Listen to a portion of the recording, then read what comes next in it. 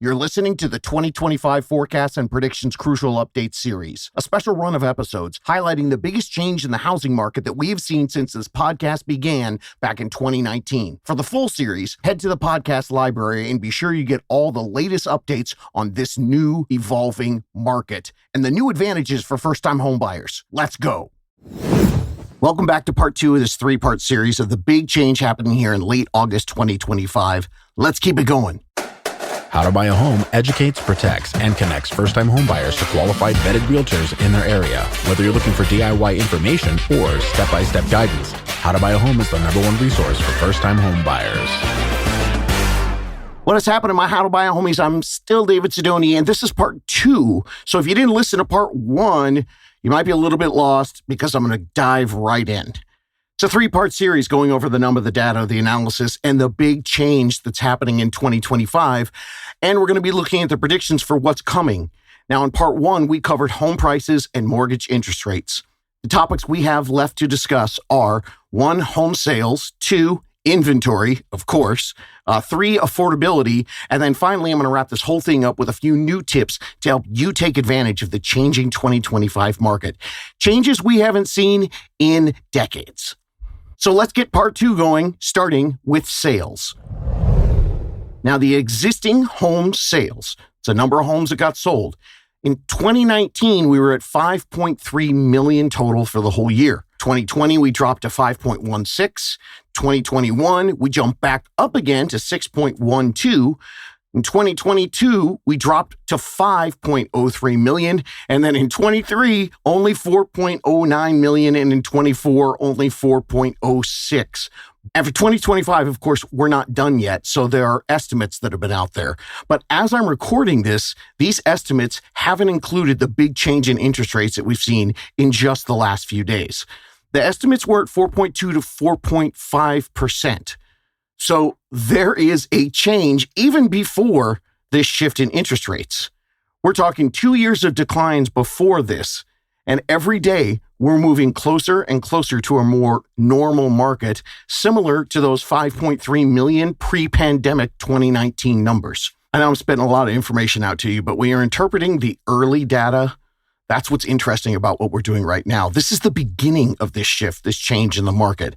And when you're looking at these early numbers, trying to redo the estimates and figure out exactly where we're headed, that can get really perplexing. I mean, here's an example of it. These are the headlines that to a normal person who's not studying this every day would twist your mind into a pretzel. Because last month, in 2 days, literally 1 day apart, I saw these 2 headlines. First one said, summer sales have hit their slowest pace in 10 years. And then the very next day, mortgage applications for home purchases in July were up by 7%. Yeah, the way things are going, you got to stay on top of it. Now, the slowdown article said that the summertime home sales had reached their most sluggish pace in the past 10 years because home buyers, they continue to battle high costs and economic uncertainty. It cited that the listings in July were close to a 5-year high, and those homes were sitting on the market longer than they ever have. And about 58,000 home purchase contracts actually got canceled in July, the highest rate we've seen since 2017. So that means people are getting freaked out. But that article from the very next day talking about applications being up, it said applications were up 7% from the previous month and 6.8% over the last 12 months, according to the Mortgage Bankers Association. Joel Kahn, the Mortgage Banker Association's vice president and deputy chief economist, said, quote, purchase activity for new homes strengthened in July. Applications were boosted by borrowers looking to take advantage of slightly lower mortgage rates. And by the way, gang, that was the beginning of the rates going down. In August, they've dropped even more. He then continued, quote, and there were higher levels of newly built inventory.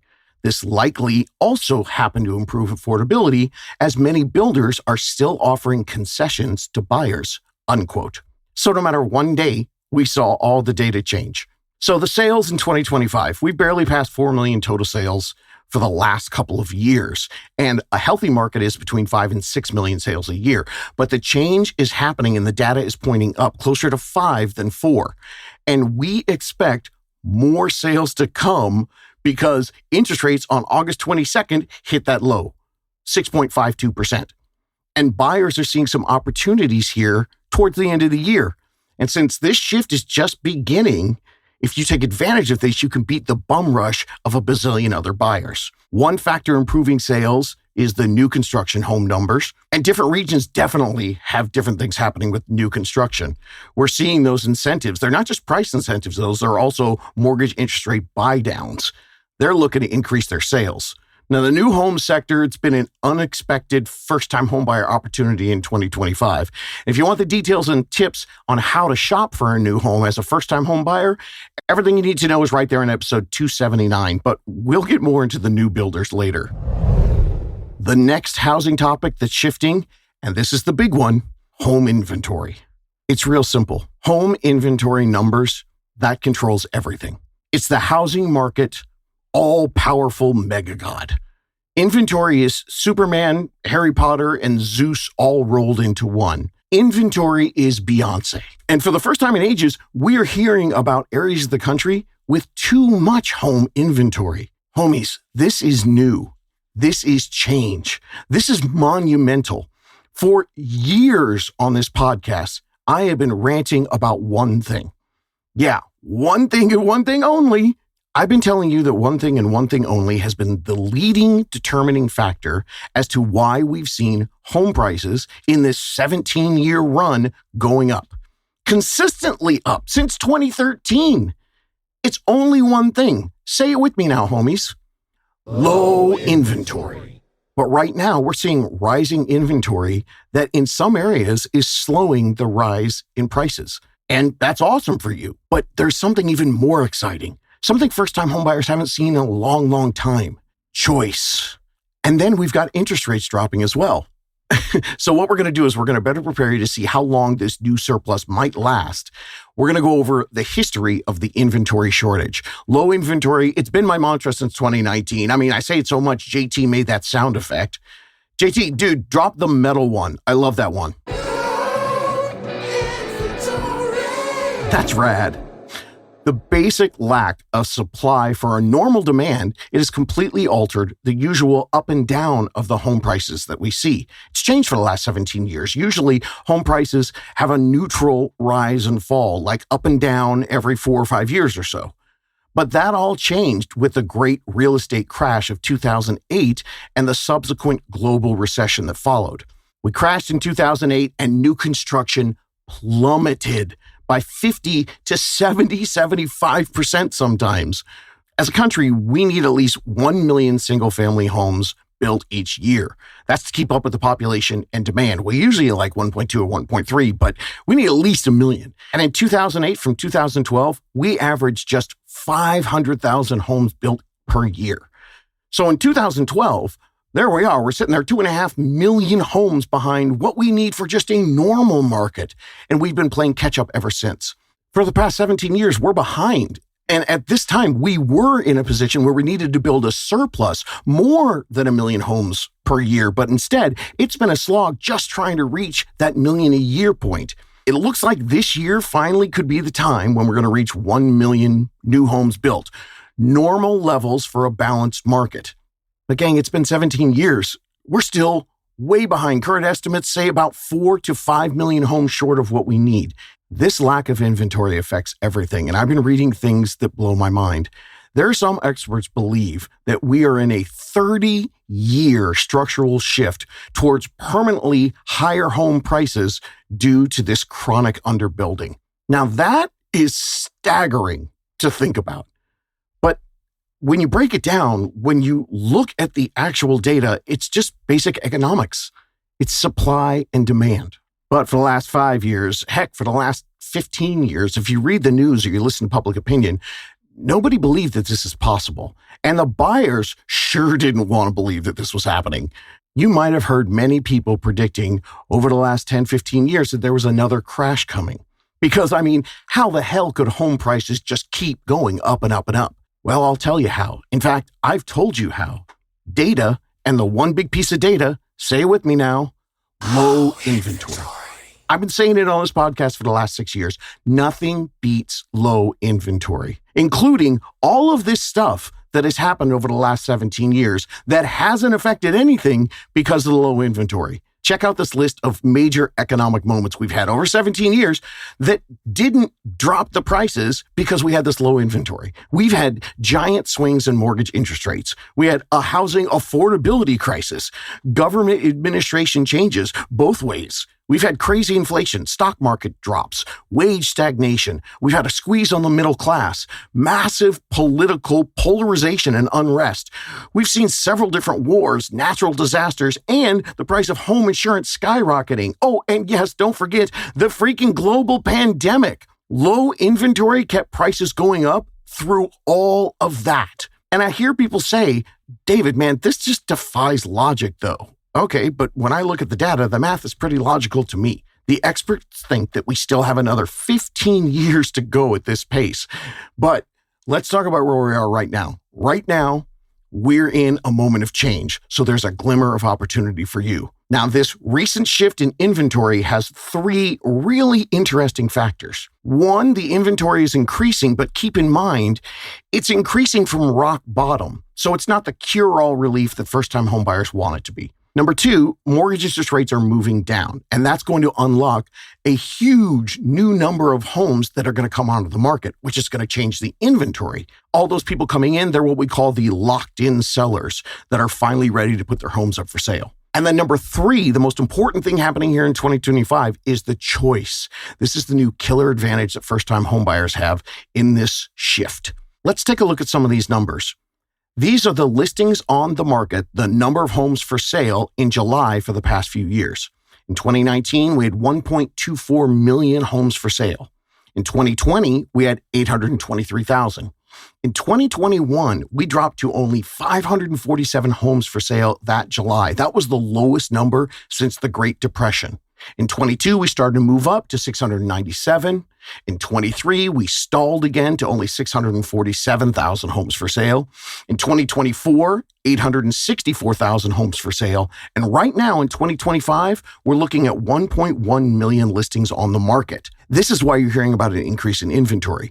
Now, we're back to the 2019 number in the listings, but we've got new challenges because we have higher interest rates and higher prices. So the demand on this similar number of the supply listed, it's less than it was back then. So if you look at that number and you compare it to 2019, you're like, oh, we're at a normal level. But right now, many buyers are not engaging because it's not as easy as it was back in the abnormal days, pre-pandemic and right post-pandemic. Now, this is not to say that it's not possible. It's just, unfortunately, most buyers don't have the proper guidance to know how to take advantage of this current market. You've got choice, and with the right guidance, you can find the creative ways to reach housing affordability for you. And the cool thing is, now you're going to have a lot more selection. That's a huge advantage. Okay, let's keep going, and I'm going to get super nerdy with the data again.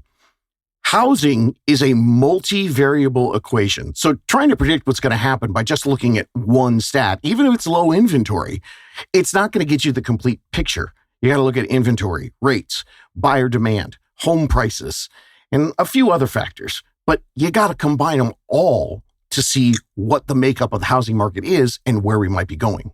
People usually see the rising inventory as a sign that prices are about to drop, but this shift has interesting data points if you're trying to figure out what's going to happen next with prices. So check out this scenario. It's a circular loop of supply and demand that's happening right now. It's nonlinear and it's pretty complex, but mathematically, when you look at the data, it doesn't look like we're going to be going in the exact normal flow of the market. Where we are is demand numbers are down due to the high interest rates, but the inventory numbers are up. So the buyers who are looking at the market right now, they see more choice. But when the rates go down, there's going to be a bunch of buyers that were sick of waiting, and they're going to jump in as the lowering mortgage rates give them ways to buy. And at the same time that that's happening, the interest rates going down also means that more sellers are going to make a move into the market. Since economists are predicting that there's a huge number of what we call locked-in homeowners. They're the ones who have wanted to sell for a while, but rather than lose their sub 4% interest rate, they just waited. And right now, it's been a couple years, and they are sick of waiting too. So lower interest rates could mean that they finally see what they need to put their homes on the market, adding to your choices, adding more inventory. See the circle? You've got buyers waiting for rates to drop, and then they're going to jump in. And then you've got sellers waiting for the rates to drop before they sell their home, making more inventory. So sticking with the complexities of this full formula, lower rates, more buyers, but also more sellers. So the fact that these lowering interest rates affects both the buyers and the sellers so significantly at the same time, it means we're going to get a rise in inventory, but we might not see the usual price drop that you get with rising inventory. If it's an equal number of buyers and sellers entering for the remainder of this 2025 housing market, we're going to see a balanced increase to more of a normal market the end of 25 and probably into 2026. And in normal markets, home prices increase, but at a normal, slow average pace, 3 to 4% a year, which is in line with normal wages and inflation. It's crazy, right?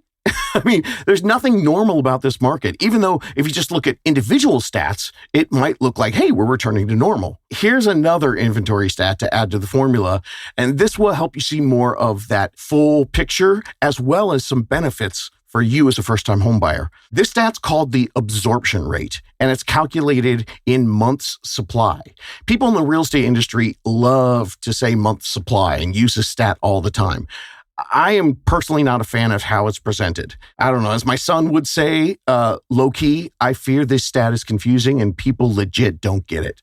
So let me explain to you what this stat is and then what it means for you. Month supply, that stat, it means that if today no more homes were sold, just the homes that are listed for sale all got sold, based on the buyer's current buying activity, how many months would it take to absorb all of the homes for sale that are listed today? See? Perfectly normal calculation, right? So dumb. God, the people in charge of real estate are morons.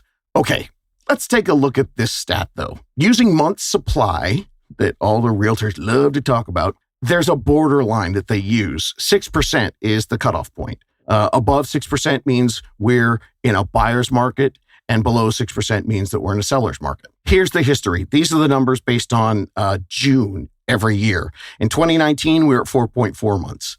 2020, 4 months supply. 21, we were at only 2.6 months supply. That was a crazy time of bidding wars.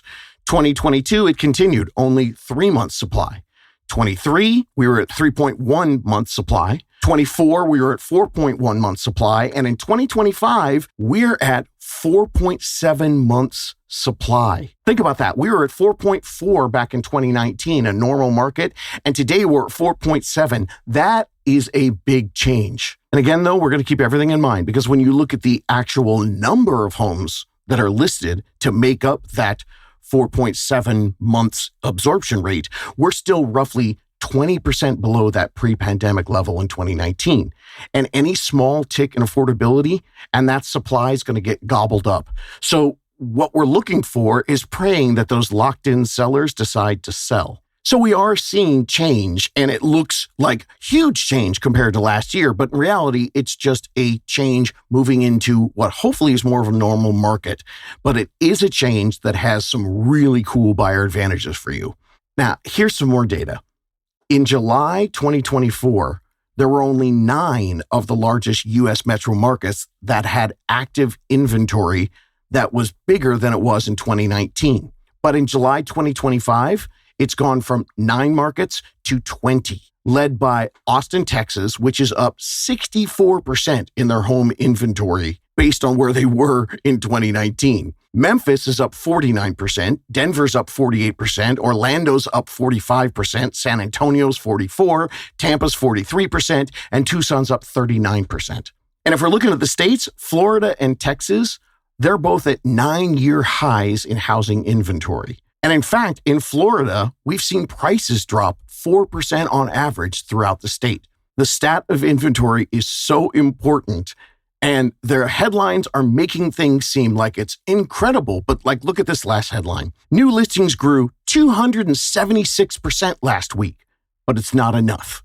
Yeah, from August 2nd to August 9th, we jumped 276% in listings, but that number, it wasn't making up for the 17 years of lack of supply. Here's what Eric Ludvinson, Homes.com's National Director of Residential Analytics, he summarized the current housing dynamics as a mismatch between increasing supply and lowered buyer demand. He said, quote, Market dynamics are moving toward a buyer's market, with homes staying on the market longer and potential home buyers having more choices and stronger negotiating power, unquote. So for you homies, when it comes to inventory today, there are benefits for you. Other buyers are skittish and too freaked out. So if they're not going to look for themselves to find their own rent replacement strategy, you can, and then you can buy with more choice. And you have this giant advantage, me in your ear holes. I mean, what? You've been here for 45 minutes, almost an hour so far? I mean, by now, you must be making your own interpretations of how to win in this changing market. Do you see the window of opportunity in front of you? Hey, don't worry about it if you haven't. We're going to get to that when we wrap things up. But we do have more data to analyze, and this one gets really interesting. What about the new build homes? Are they part of the change? I mean, I'm sitting here for all the years I've been in real estate and all the years I've been doing the podcast going, God, for the last 17 years, we've had low inventory. You would think that they would pick up their building because the supply was so low and the demand was so high. Surely that they were doing everything in their power so they could help make up the deficit, right? I mean, it only makes sense. Oh, then I remember, crap, I forgot the builders are corporate scum. And in my opinion, they have intentionally been creating this housing shortage, maintaining this low supply to push prices up so that they can protect their profits. I wish that it was different, but it's not. And you know what? They're looking at the exact same data that I've been reporting on since 2019. It's been interesting to watch. Here's a quote that summed up new construction right now. Quote, "There's no other way to say it. U.S. home construction is in a funk," unquote. Now, that was said by Heather Long, the chief economist at Navy Federal Credit Union. So even though as a country, coming into this year, we were well below the total inventory we needed, the new home builders slowed their construction at the beginning of this year. First American Deputy Chief Economist Odetta Kushi said, quote, "Single-family permits, a leading indicator of future construction, remain near their lowest level since March 2023. Signaling continued weakness in this sector." Okay, the permit thing was important, but I also need to get you up to speed on some of the new build industry lingo. Builders track what they call housing starts. That's the word they use in all the news. This is the beginning of the process. They're getting the land, the permits, plotting the number of homes they're going to build in each track. It's not even necessarily starting to build the home yet. And then they combine their starts with a number of homes that get completed and sold. All right, now let's see what Heather Long from NFCU also had to say. Quote, "The nation desperately needs more homes that are affordable. But home construction is depressed and is only likely to get worse in the months to come. Housing starts and completions are on track to be barely above 1.4 million this year. And building permits have fallen below that anemic level, meaning next year could be even worse for home building. The United States needs roughly 2 million new homes built a year to keep up with the demand and the need. But the builders aren't going to boost production at a time when costs are rising and mortgage rates remain so high that buyers are scared to purchase anything right now," unquote. Now, I got to tell you, I'm sitting here and I have pages and pages of numbers and notes. Literally pages of numbers. And I'm not going to bore you with them all because we can paint their picture using just the highlights. So she said that we need 2 million homes a year, and 2025 is barely on track for 1.4. And the permit applications for single-family homes, that's not indicating that next year will be the increase the country so desperately needs to make up for those 4 and 5 million home deficit where we're sitting. And yet, this 1.4 for this year is all we're hearing about because it's a 6% increase over what people were thinking in June. But the number of starts that they were talking about, it didn't spark a lot of enthusiasm among the experts in the industry. Buddy Hughes, the chairman of the National Association of Home Builders, said this, quote, "Single-family production continues to operate at reduced levels due to ongoing housing affordability challenges, including persistently high mortgage rates, the skilled labor shortage, and excessive regulatory costs." That's strange. Interesting. Okay, let me see. Wait, where's my notes? Okay, in 2019, home prices, the median was at $316,000. And by 2024, we jumped to 439,000. Boy, that's a 39% increase. So, that's unprecedented. I mean, that's a really abnormal amount of profits. But wait, you said that at the same time, the cost of what you build also went up 39%. So the materials, the labor, the regulatory costs, they've all gone up 39% in the exact same 5 years. Wow. What a coincidence. Well, he is the chairman, so I guess he's got to be right. Let's see what else he has to say. Quote, these headwinds were reflected in our latest builder survey, which indicates that affordability is the top challenge to the housing market, unquote. Interesting.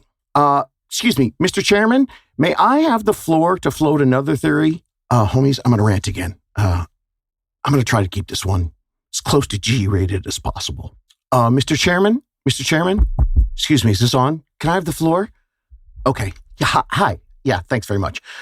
Okay, so you mentioned this survey, the one where you talked about the headwinds that you and all your cohorts who run the new home building industry, you said that I believe you said your top challenge was housing affordability. Yeah. And you said that for you guys, you were having this difficulty because you had rising costs in labor and regulatory. I guess those are fees or things you have to pay for. But I kind of noticed that you're building the exact same product that you built for years, selling for 39% more than you did 5 years ago. So mathematically, that means the regulation costs must have jumped in the stratosphere, and your roofers are what? Making serious bank? Are they all billionaires now? You know what? Hang on one sec. Let me get my papers out again here. Here we go. Okay. Yeah, I mean, I was just wondering, based on the numbers, are your profits, are they just pure greed for a product that you have overpriced? Because, you're a publicly traded company and you're beholden to your shareholders, and you are expected to continually increase your profits regardless of the cost to the consumer. Here, I've got the numbers. Let's see. Lennar stock was at $80 a share in 2021, and it's at $130 a share today. My God, that's a 12.8% return a year. That's like way better than my 401k. And then D.R. Horton went from $76 to $163 in just that short amount of time. That's 21% a year. Gee willikers. It seems like there would be some room in the profits there to maybe expand the business model a little bit, maybe increase some volume. You got 4 years, considering how low the inventory's been, that might have been good for the consumer, and you still could have made money because of your volume. Well, let's keep going. Toll Brothers, they went from $51 to $131 in that short time, 26.3% return. That's pretty good. And Pulte went from $44 to $126 at 29.8% return. Pulte. Why does that sound familiar? Oh yeah, Bill Pulte. He's the guy who ran the Pulte Group, the home builder, from 2016 to 2020, and he's now the current head of the Federal Housing Finance Agency. Oh, and look at that right here. The FHFA has a website with a big headline. It says, helping restore the American dream for all Americans. That kind of seems to conflict with a guy whose family owns a for-profit home building company. Well, anyway, Mr. Chairman, I've also looked at the net income numbers, the profits for the last 4 years while those stocks were making that incredible rise. 1.4 billion average per year in profits for Toll. Let's see, Pulte had 2.73 billion a year. Lennar, 4.2 billion, and D.R. Horton, 5.1 billion in profits. Now, Mr. Chairman, I'm not an economist, but it seems to me that these billions in profits came about by you withholding building the new inventory so you could drive up the cost of your product, the home prices. All the while, the country was suffering a terrible housing affordability crisis. And now today, did I hear you correctly? You're blaming the housing affordability for your current slowdown in profitability in 2025? I see right here that profits were up 43% in 2022. You could have corrected things back then, right? You could have built more affordable housing at a nice solid volume and still gotten a very hefty return for your stockholders, but you didn't. And today, when you don't see the same meteoric rise in your stock and your profits, you're blaming the affordability crisis that you created. What did you say again? Right now, affordability is the top challenge in the housing market. Oh, look at this. Lucky for you and your shareholders, I see that you're saved. I just found this August 18th article from a bunch of stock market analysts who now report home builder stocks are hot. Yeah, they say investors are looking ahead as analysts expect the residential construction industry to accelerate after this year's slowdown. Oh yeah, it says right here that the pace of growth has slowed for the U.S. home builders, but investors have shown enthusiasm for the group ahead of possible interest rate cuts by the end of this year. And it has helped to set up a spike in share prices for U.S. home builders. Well, congratulations, Mr. Chairman. It looks like you're going to make billions on billions again next year. I guess I cede my time on the floor. Now, the previous performance and commentary was not intended to bum you out. This was to inform you. True, I was incredibly very snarky in my little scene, but the rigging of the game, it really pisses me off. But most importantly, I don't want you to focus on my rage at the machine of real estate. Let's focus on the solutions and the advantages for you in a game that, frankly, is not going to change. We just need to help you find the weaknesses and exploit them. First-time homebuyers, I know, they're just looking for confidence in their decision. Knowledge creates confidence, and the more you fully understand what's going on, no matter how infuriating it is, well, the more confidently you can move forward in your decisions. And even as the underdog, there are still plenty of ways to win. We've been doing it here for tens of thousands for 6 years. Things have been tough, and we've still seen ways to make it happen. And you deserve a chance to find your own easy route.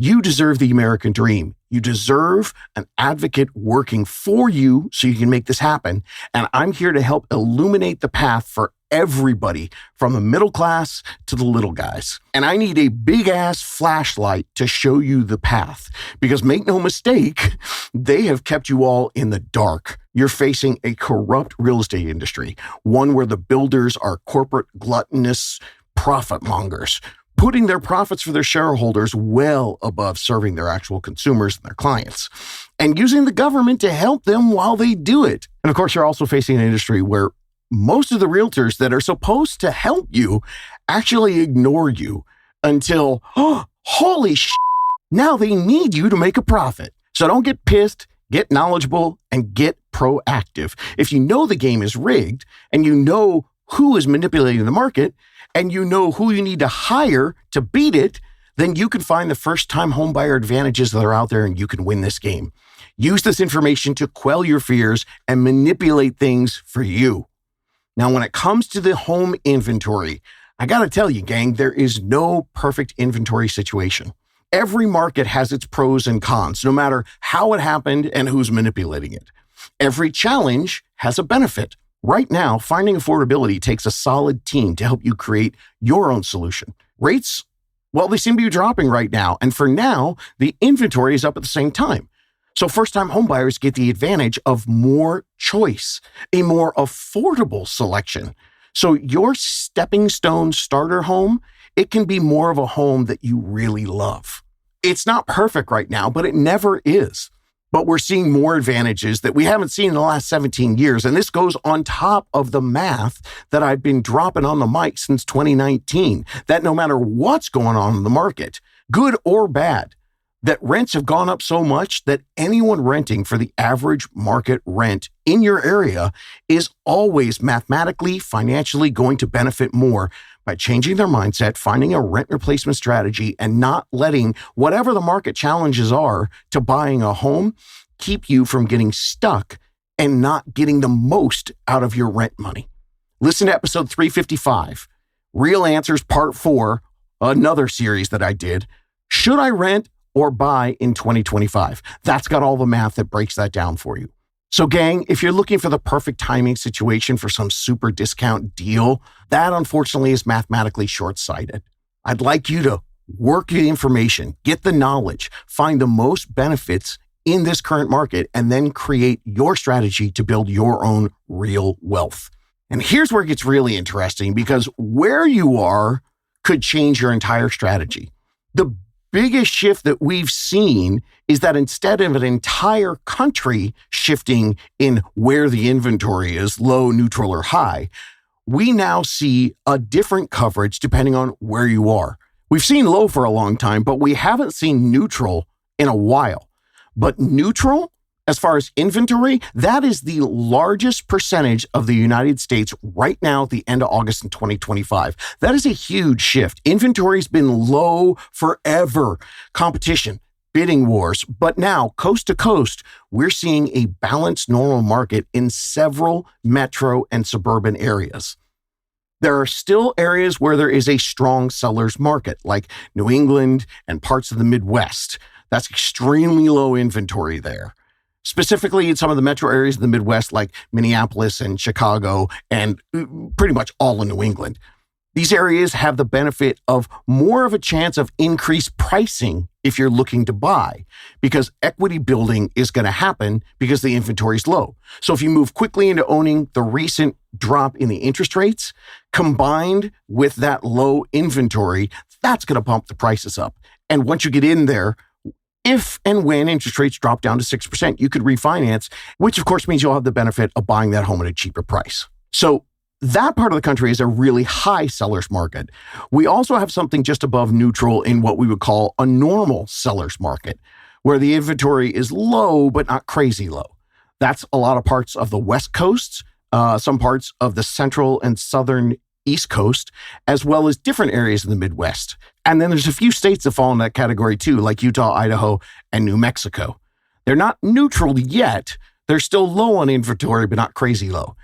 And the areas where we see the most inventory, the stuff that's making the news, the big buyers markets, Texas, Florida, Tennessee, North Carolina, Georgia, Kentucky, Louisiana, and Mississippi. The metro areas with the greatest annual growth in their listings, the biggest increase that we've seen in inventory.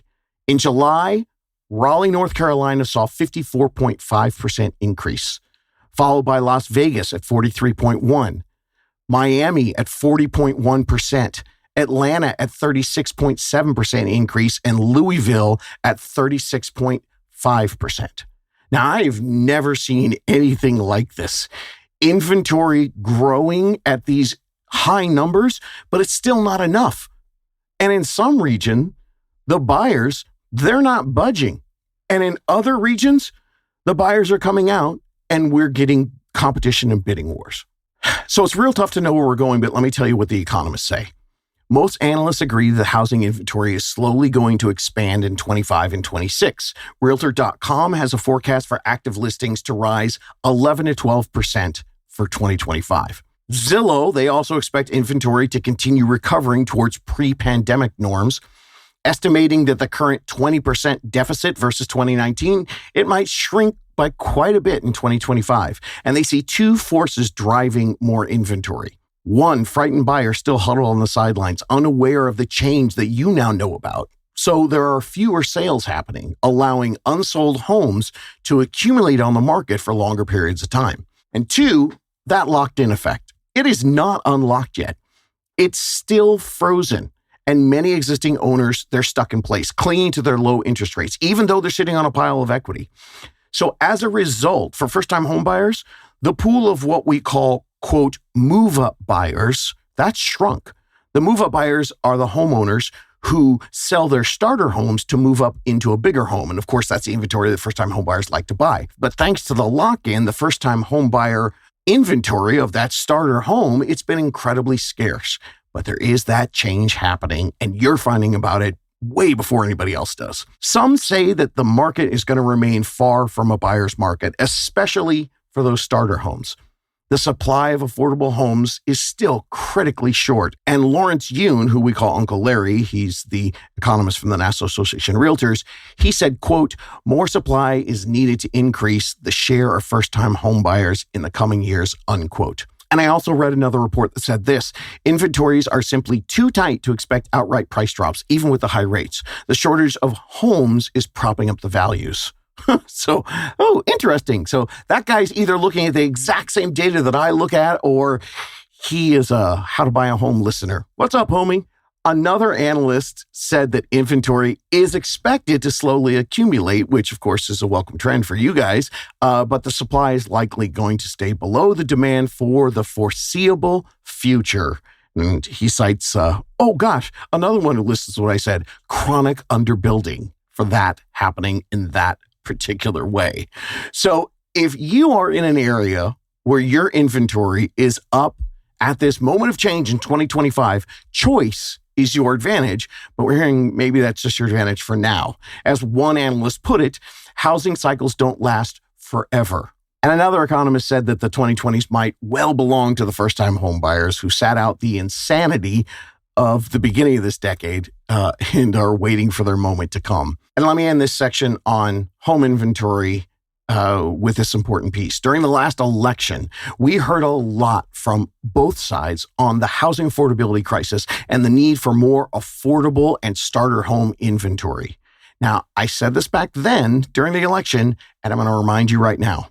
Don't wait for policies. Don't wait for some magic government intervention to change anything. I've been doing this for almost 20 years, and I got to tell you, I've only seen one government policy that ever actually changed anything in any significant way for first-time home buyers. And it happened back in 2010, and it only lasted a few months. It was an $8,000 incentive, and it took an end-of-the-world global recession, the worst financial situation we've ever been in since the Great Depression, for them to actually enact a policy. It took that to move the needle. So don't expect any real change in the economy that we're in right now from either side. Only a catastrophic event has ever in my 20 years brought on a policy change. So for you, your best and frankly, your only play is to get proactive instead of waiting to be reactive. Get into your own planning and work this system the best that you can. All right, gang, that's enough for part 2. And in part 3, I'm going to go over the new affordability data, and then I'm going to wrap it all up, and I'm going to give you some really good tips, things that first-time homebuyers can use to take advantage of the great change of 2025. You can do this. Looking for more DIY education or your own personal step-by-step guidance through the home buying journey? Since 2019, How to Buy a Home has been the #1 resource for first-time home buyers. So visit howtobuyaHome.com to get started.